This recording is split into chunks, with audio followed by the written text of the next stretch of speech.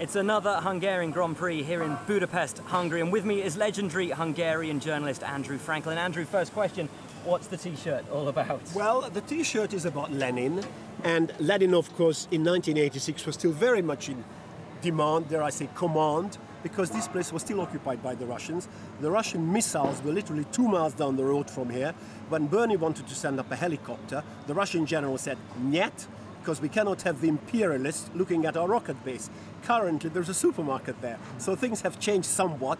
And of course, Lenin went out of fashion in 1988-89, when there was, if you like, another Hungarian revolution. The Russians put the tanks on trains, send them back, and of course Hungary is now part of NATO, part of EU, and it's doing an awful lot better, and it's considerably freer. And of course we're back here at the Hungaroring, once again a fantastic circuit, and a circuit in which you had quite a role in its formation. Well, I helped a little bit, and I'm very proud to say, especially because of Felipe Massa, that I did help to build a medical center.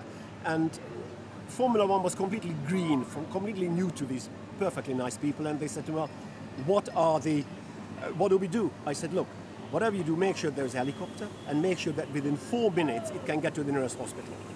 And I would like to think that that helped Felipe 20 years later. 4 years later, if you like.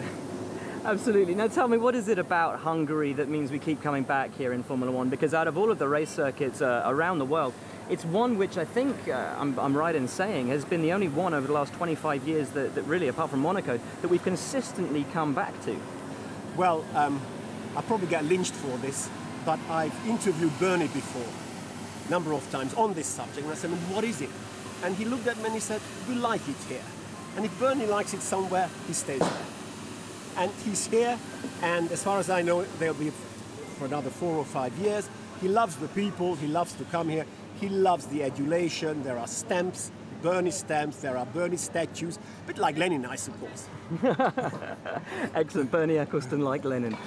Now also, you're based over in San Francisco, so tell us what the new American Grand Prix, the new US Grand Prix means to people out in the States, and obviously your opinions on where it is and what the fans of Formula One can expect from a new US Grand Prix. Well, I think Formula One needs the United States more than the other way around. You've got the Super Bowl, you've got basketball, you've got hockey, you've got all these wonderful sports, baseball, which children start playing at age 6 or 7. Formula One has to sell itself. It's not a natural. It's not part of the American DNA, if you like it is, say, with the people at Monza.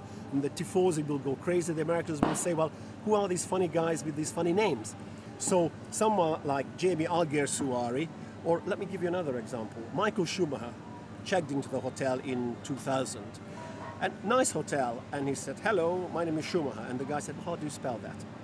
And he was by then world champion a year later. I mean, he was then very famous, he still is. The boys have got to go there, and they'll all have to be like Lewis Hamilton. Lewis is brilliant at PR, Jensen is brilliant at PR.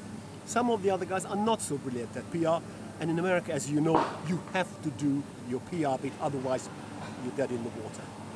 And one final question from me. You edit a Ferrari magazine called Forza. What was your take on what happened in Germany last weekend and the team orders Ferrari that's kicked off since that time?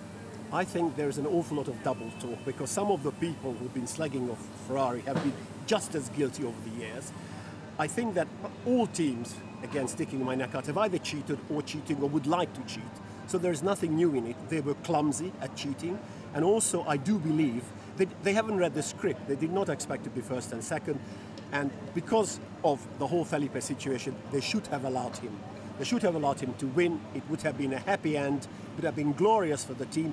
Everybody would have loved them. And right now, they've got a very, very steep hill to climb before they get back in popularity to where they were before the Grand Prix.